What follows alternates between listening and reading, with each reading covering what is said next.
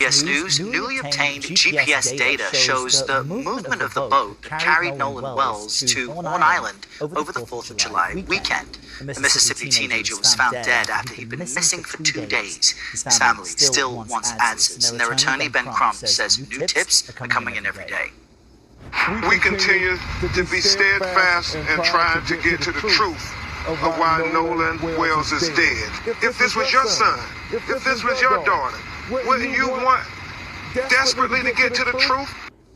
Anna Schechter leads our Crime and Public Safety Unit. She's been following this case for us. Anna, good morning. Help our viewers understand what this GPS data might show and how it's relevant to the timeline as far as the family is concerned.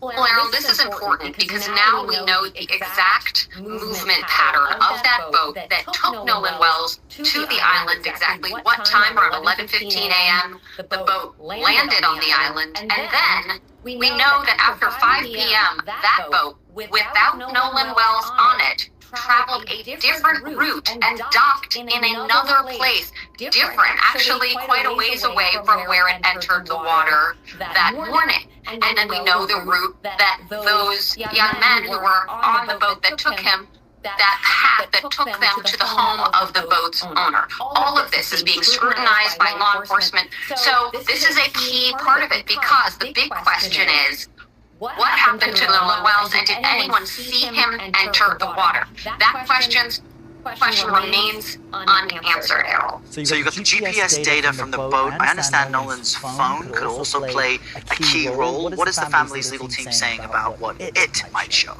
Absolutely. The family is now saying that there is a joint probe of that phone. So the family's lawyers and the sheriff's department and also investigators with the district attorney who are working closely with law enforcement partners on it. They are looking at this phone to see if any Snapchats were deleted, any texts were deleted. The family told me that they have questions about that. It was unusual that on that day, July 4th, there didn't appear to be any communication from that phone. Now, of course, it could have been in a dry bag in that boat that whole time, but they still have questions, Errol. And of course, this has attracted so much national attention, but there's also been a lot of misinformation regarding this case out there. What have you seen that has been debunked, and how can that help viewers understand what is and what isn't known about what happened to this young man?